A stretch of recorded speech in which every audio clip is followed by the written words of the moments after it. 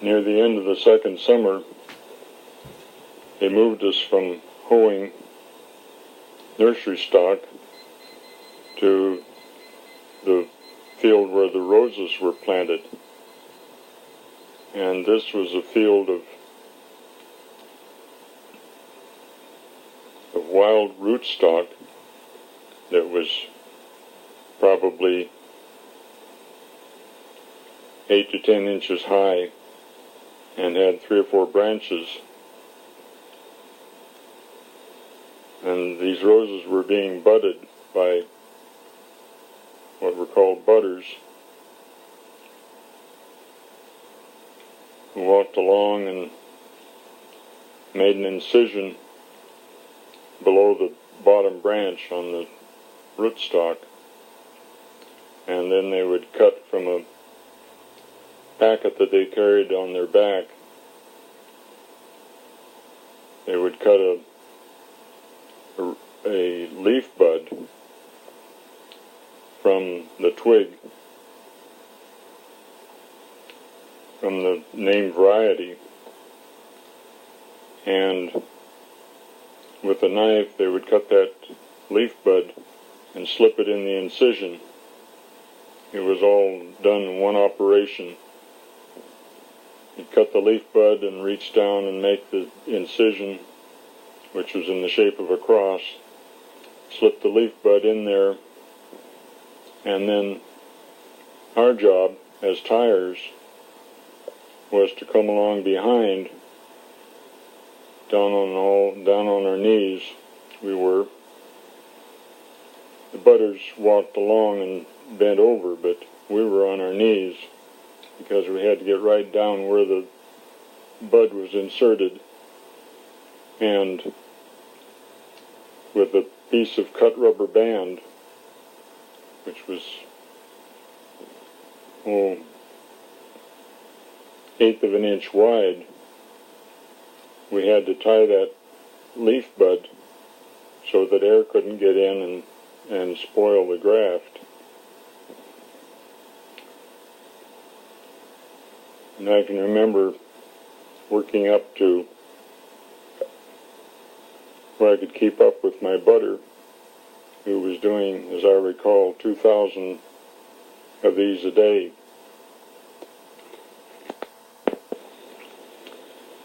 And he was the top budder in the crew. There was another one who was runner-up, who did almost that many, but I was pretty proud of myself to be able to keep up with the fastest budder. I was also proud of myself for the money I was making, which happened to be 30 cents an hour. The budders, by the way, made 35 cents an hour. We always used to think what money they made. If only we could make that kind of money. I was proud of the money and proud of what I could do with it. One of the things I did with some of the money that I earned was to buy a .22 rifle. Bought it from someone else. It was used, in other words. Single-shot rifle. And I really enjoyed target practice with that rifle. That was the only thing I ever used it for, was target practice.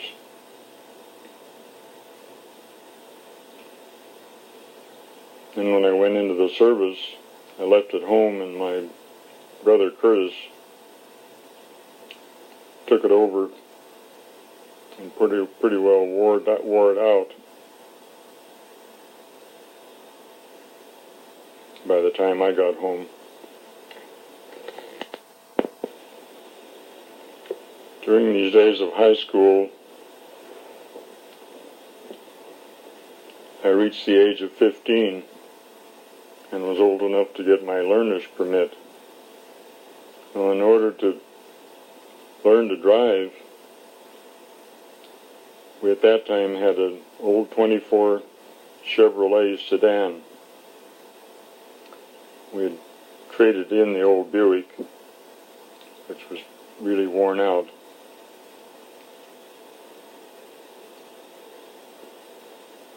came from a 29 Buick down to or 28 Buick down to a 24 Chevrolet, but it was in a little better condition and was easier to repair. Some of the repairs Glenn did by himself, such as brakes and the like. Some of the repairs he talked Al Espinel into doing. That's the mechanic who lived across the street. I learned to drive in that campground where we lived. It was ideal because, of course, there was no traffic in there, and there were roads that went around the edge and crisscrossed in the middle. And I was able to learn all there was to know about that car and how to operate it, how to back up and how to maneuver and park and do everything I needed in order to go in and get my driver's license. Then, of course, once I got my driver's license, the only thing on my mind was getting a car. But this was wartime years, and there weren't many cars available. Certainly nothing that I could afford.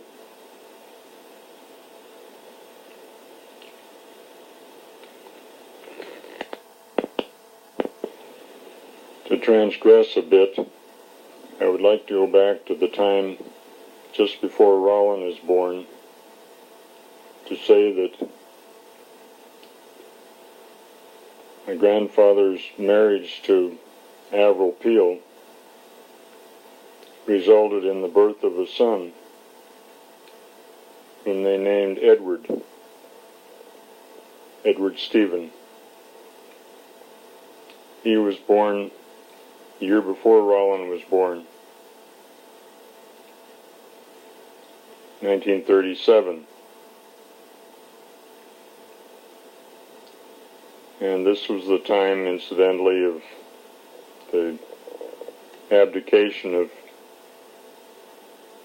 Edward, King of England.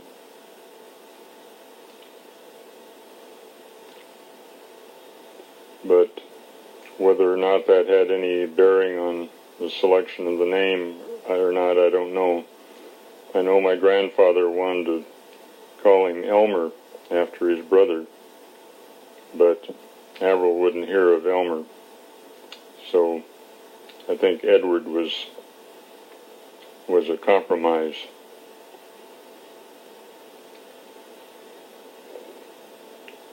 My mother was so happy with the advent of Rollin, who was going to be born in the early spring, that she was a little disappointed that Avril beat her to it and had Edward in the fall before that. And she was so hoping that her father would be so pleased with another grandchild, especially when she named the grandchild after him, called him Rollin. But when he'd come out to visit, he always had Edward with him, of course, and Avril. And the only thing they could talk about was the things that Edward did, and things that Edward could do and later could say, and hardly a thought was given to Rollin, poor little Rollin, who was about 6 months younger.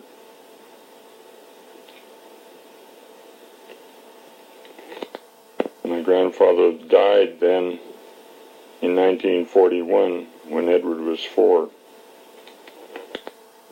He died of bone cancer, and this was a long, lingering illness in which he had to live in a little shack out away from everyone because of the odor, and Avril went out and nursed him every day. It was miserable time for her and for my grandfather, of course.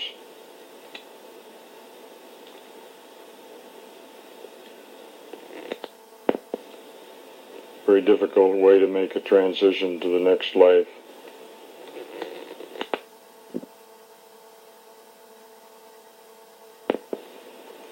I said that when I got my driver's license, I was really looking forward to getting a car. And the one I had my eye on was one that was in Al Aspinall's garage. It was a car that was owned by a Japanese boy, one who was sent to one of the detention camps. I got his name and address and wrote to him offering to buy the car if he was willing to sell it. But the reply I got was that he was going to keep it. He had no interest in selling it, so that was the end of that wonderful dream. When I graduated from high school,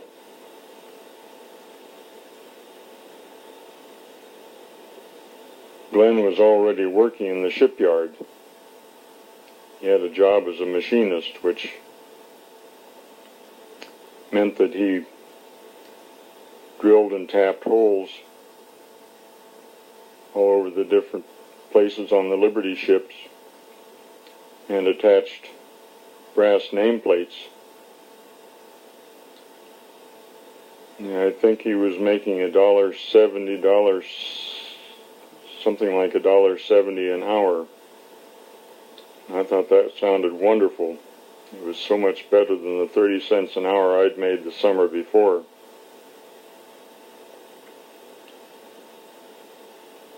So I went to work at the shipyard, but the job I got was as a material expediter, which sounded pretty wonderful. What it meant was that I was out in the yard where they stored the sheets of steel. They were welded together to make the hulls and so forth. The hulls in the sections, superstructure sections. We would get an order from the office in the plate factory, the plate bay, I should say. There were several bays and an office for each one, and the order would come out for so many sheets of steel of a given dimension, and it was up to me to tell the riggers where these sheets of steel were in the yard, and they would direct the crane to that location and pick up the sheets one by one, or a group depending on how thick they were, and send them into the plate bay to be cut and welded. And for doing this, I got, I believe it was $1.34 an hour. Quite a difference from what Glenn was making, but it was still good money, so I didn't complain too much. The only thing was that it meant that a lot of the time I was standing out in the rain and the snow, since I worked through the winter that year. I began in the hot summertime and worked through the winter.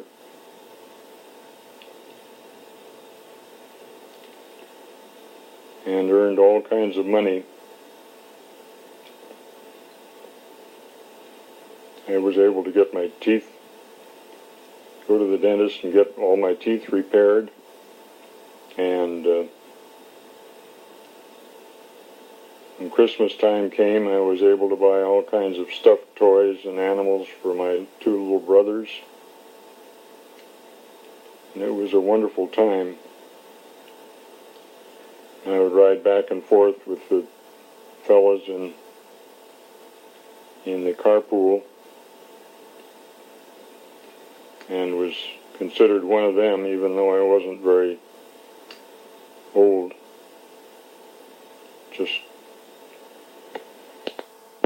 Just a kid of 18. But they accepted me as one of them. They were wonderful times. And it was along in here that we decided to move from the campground up to what we all call the Bramhall House. And it was across the river, going east, across the river and up the hill,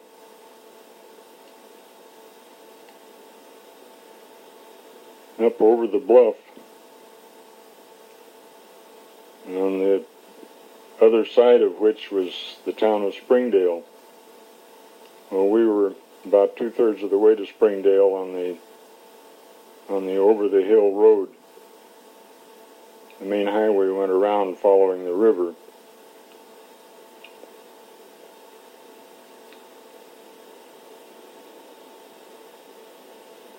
In that house we didn't have much more room, but we did buy a refrigerator. Had room for it. The only decrease in facilities was that we had just an outhouse. So there were some cold visits to the outhouse while we lived there.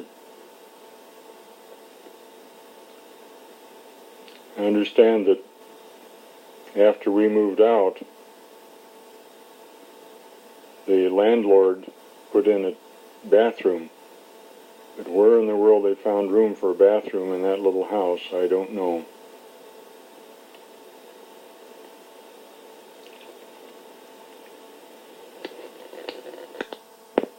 It was in high school that I had become interested in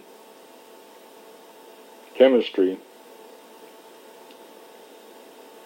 and my interests were still along those lines, even though I had been temporarily infatuated by the idea of electricity and what it would do. But at the Bramhall house, I built a small-size chemistry lab. I ordered chemicals and apparatus, visited quite often at the Shaw Surgical Supply House to buy such things as beakers and rubber tubing and glass tubing, and my only problem in the Bramhall house was we had no gas, so I had no way of having a Bunsen burner. All I had was an alcohol lamp. It wasn't until I got into Portland to the greenhouse that I was able to use the Bunsen burner and use that to form the things I wanted from the glass tubing. So it was not an ideal arrangement, having the Bunsen burner at the greenhouse and living out the other side of Troutdale.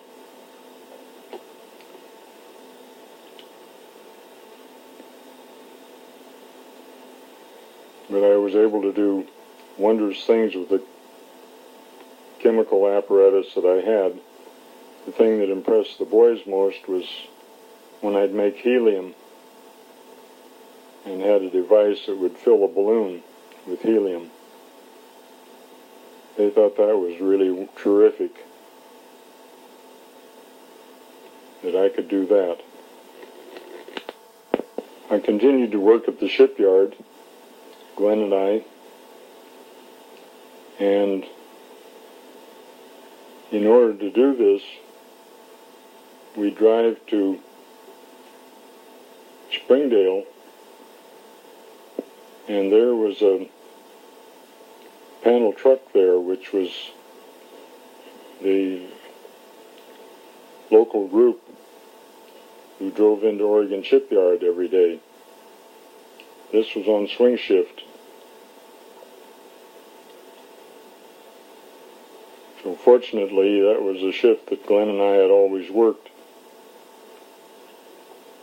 And it worked out beautifully. We'd get in the back of that panel truck and play cards all the way in and all the way home. And on the way home, we usually stopped at the tavern and had a glass of beer. So I was really one of the guys.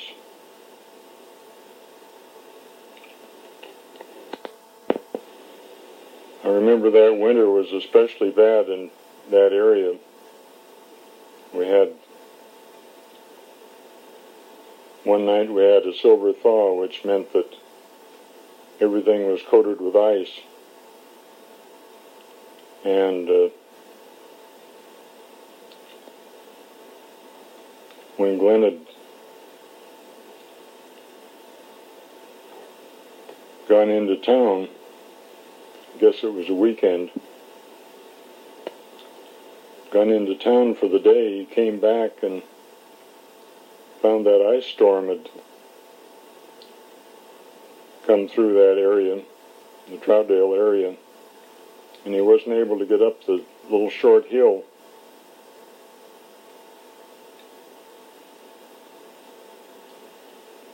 To get up to the house. So he parked the car down on the highway, on the shoulder, and walked home. Got the shovel, went back down to that 1/8 of a mile of road, and started chopping with the shovel, chopping through the ice. And it was quite a job. As I recall, I went with him and helped him part of the time, and the two of us chopped through that ice. Seemed like more like a half a mile by the time we got it all chopped. But we were able to get the car up the road.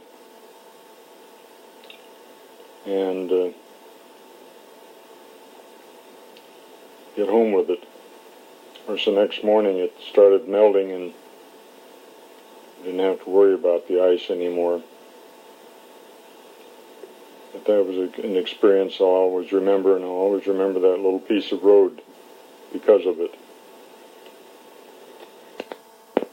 It was along in late winter or early spring that I decided to leave the shipyards and go to radio school.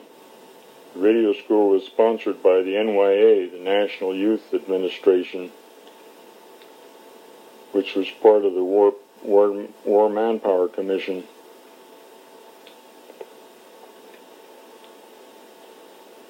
The radio school was up on 13th and just off Burnside. Up above Portland Radio. Portland Radio, I believe, is still there. And we were on the second floor above that. And this was a wonderful place to be. We learned radio from the beginning to the end, and had little receivers that we built from scratch. Had bare chassis, and we put every component on them.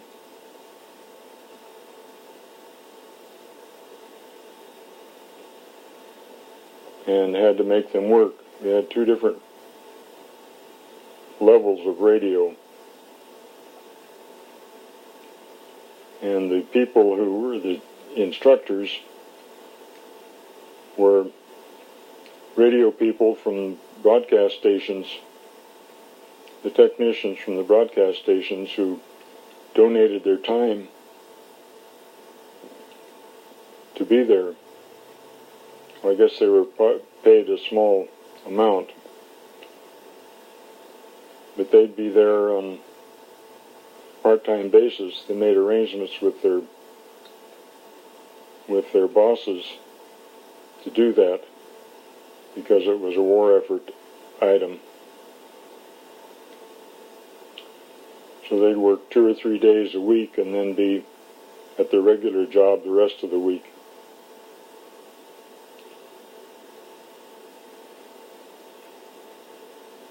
One of the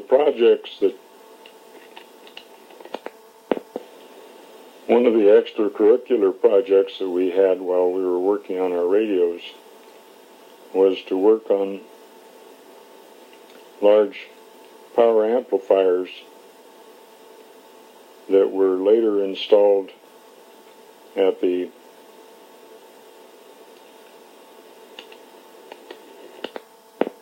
at the Portland Air Base, and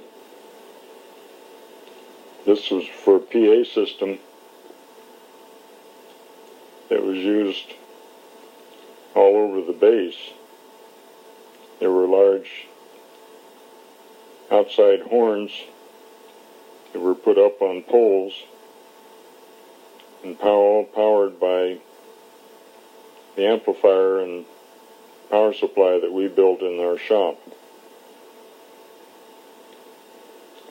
It was pretty nice to be able to go to the radio store with a list of parts and be able to get them where we couldn't buy them otherwise. We had a purchase priority which allowed us to do that.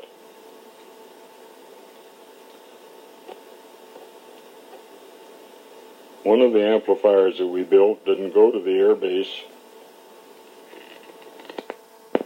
Instead, we put it in the panel truck that belonged to the NYA.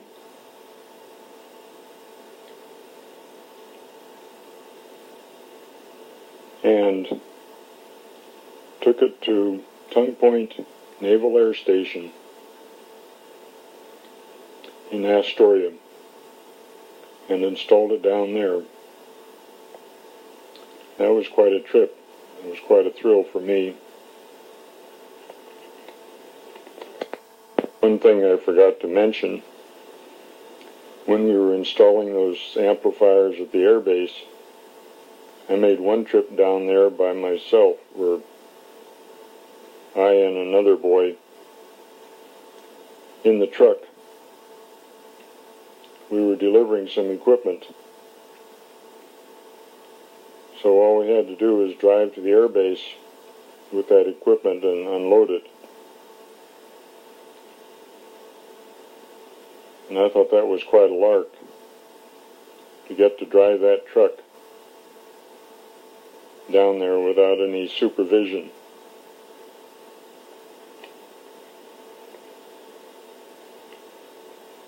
Of course, being in radio school made me anxious to have a radio of my own.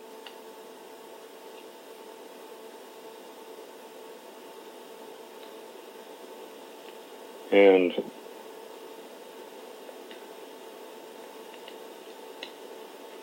the result was that I did buy a little radio from Allied Radio in Chicago.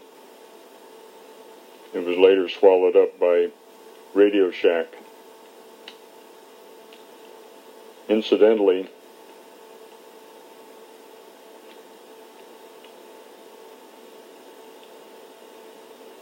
I didn't live at the greenhouse while I was going to radio school. Instead, I lived at the George Corfield White residence.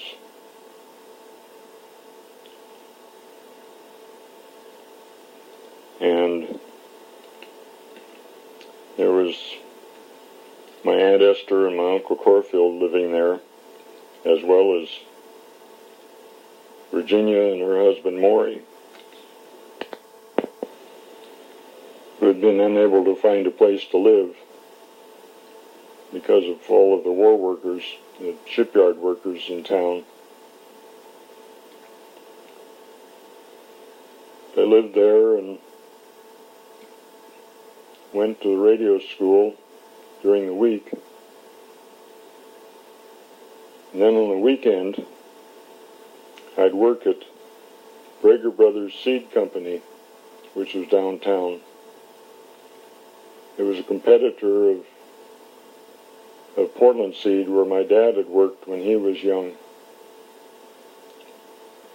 So, of course, he was instrumental in my getting the job. He and Harold Sant, his longtime friend of his school chum, worked at Brager Brothers, and I got a job there working on weekends, going down and helping fill mail orders. So I was doing the same thing that my father did years and years ago at Portland Seed. I was doing it at Brager Brothers Seed. But I didn't find any interesting bulbs that I took home to plant. So my interests didn't fall in that line. They stayed with the radio idea.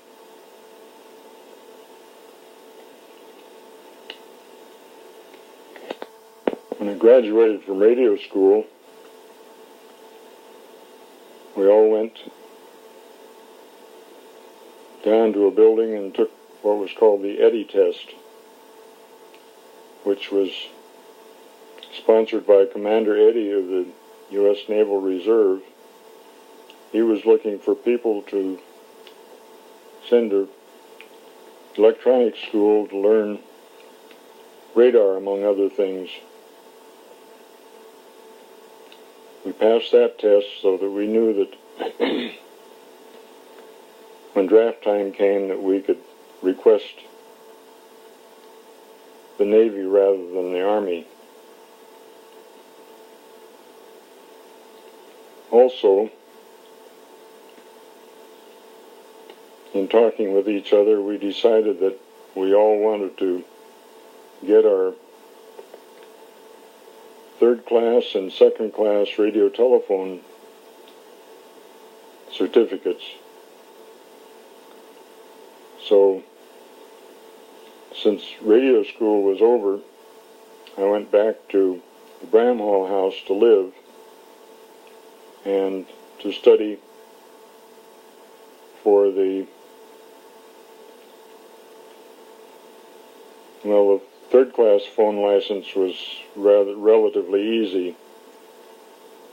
I took it and the second class phone at the same time, but the second class radio telephone test was rather complicated. It meant learning a lot of different circuits that I hadn't really had a lot of in radio school, NYA radio school. So I studied and finally went down and took the test and passed it. So I was ready for anything at that time. Well, my notice came about the 1st of June, 1943, to report to the induction station. I had to go first to the draft board, which was in Gresham, Oregon, the nearest point for people living in Troutdale. And from there, I was sent into Portland to the actual induction station itself, which was in the old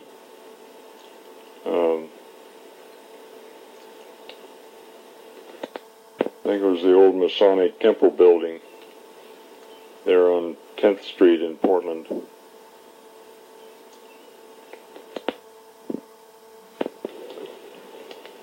They gave us our physicals,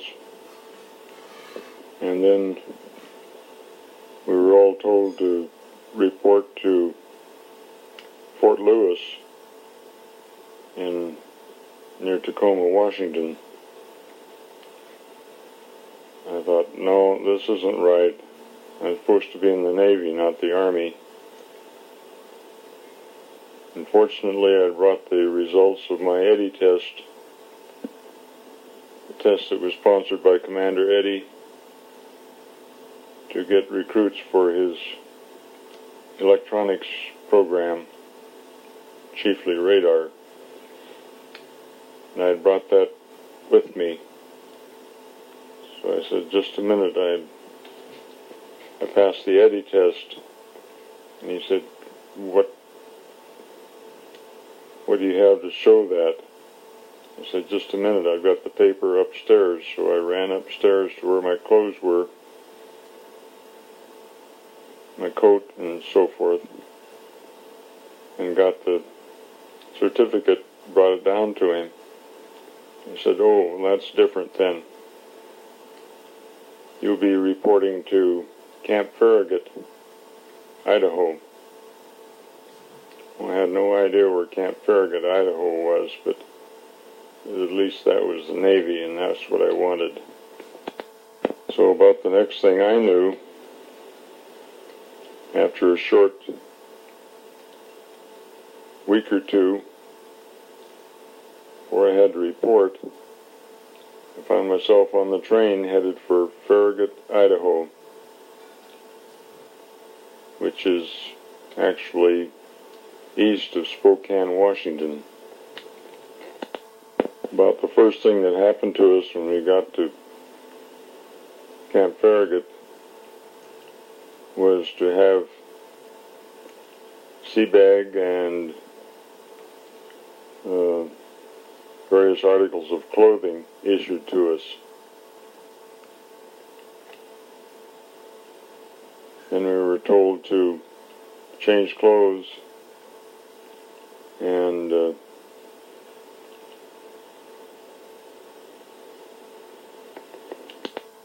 put all loose clothing in the sea bag. And we were all lined up for chow, that was for dinner.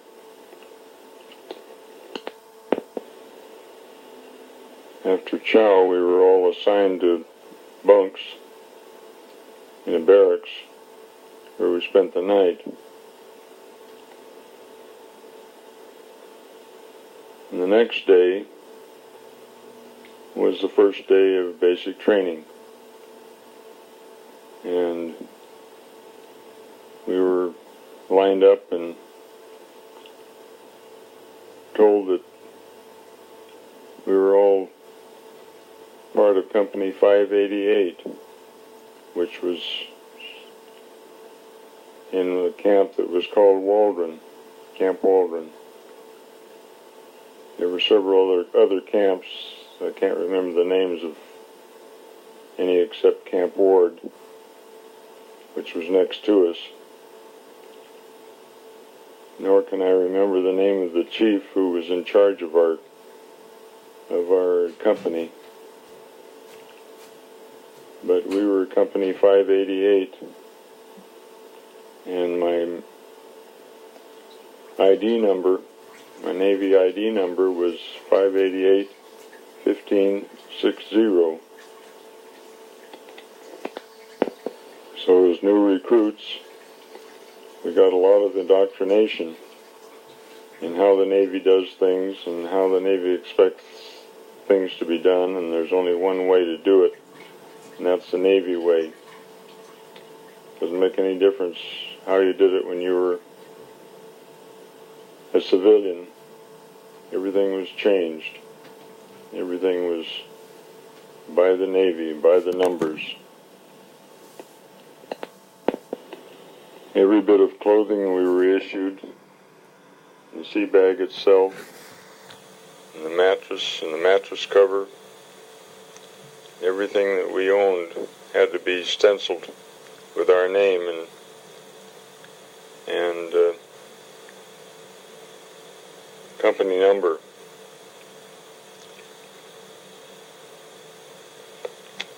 So we had stencils made, and we'd use a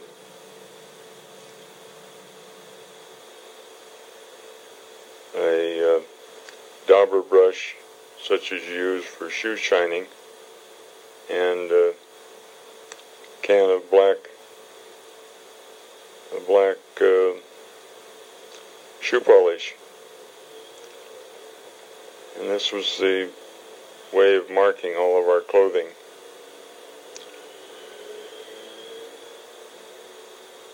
We were shown how to wash clothes. Did that on a scrub table. And then we were shown how to hang clothes on the line.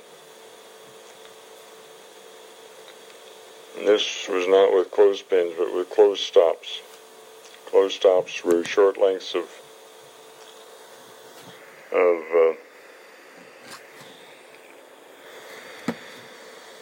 about 1/8 inch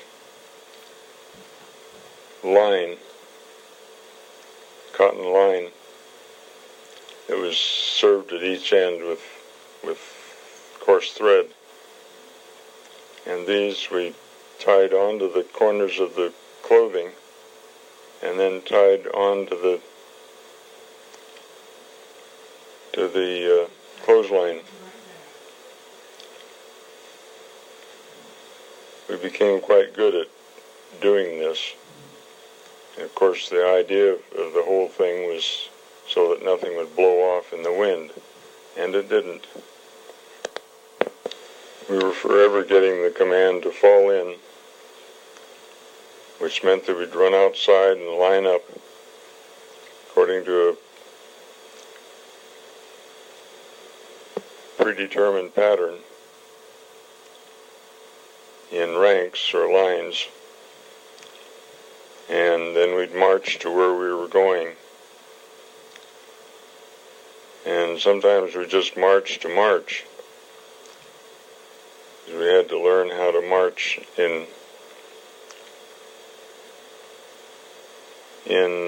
unison and not step on each other's heels.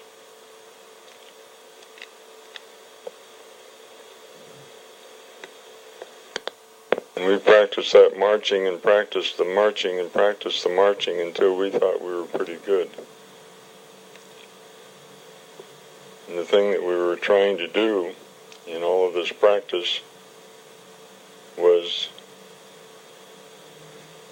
to make no mistakes. And in addition to this, we had inspections of the barracks for cleanliness, and we were trying for the rooster, which was a coveted prize, an insignia that was given to the company that was the best company of the week. And we were pleased to find that we had won that rooster 2 or 3 times while I was there.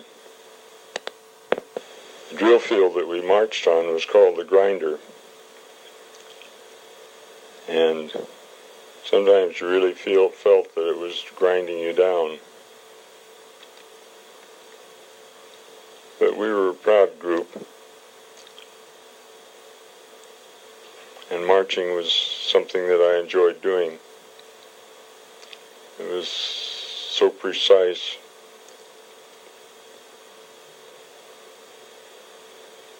And you had to learn the commands and not anticipate them, and do everything in unison, just the right cadence, the right interval, so everything came out right. We had all sorts of classes in gymnastics, and classes in knot tying, classes in what was called rocks and shoals, where the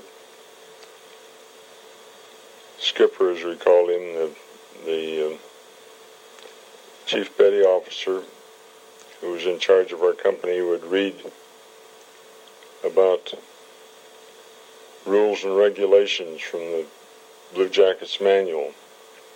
The Blue Jackets Manual was issued to each one of us, and we were supposed to study and read and learn everything there was in that book. We had classes in swimming, and we had classes in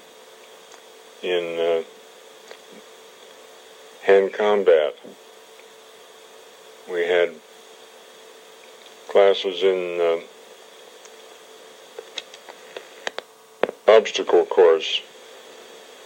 We did cross-country running.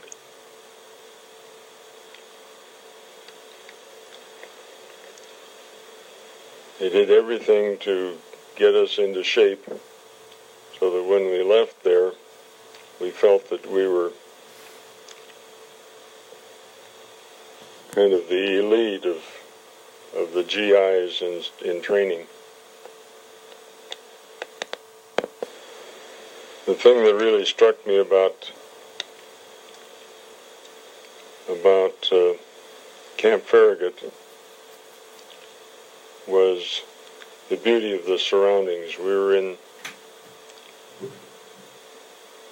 beautiful country on the shores of Lake Pend Oreille,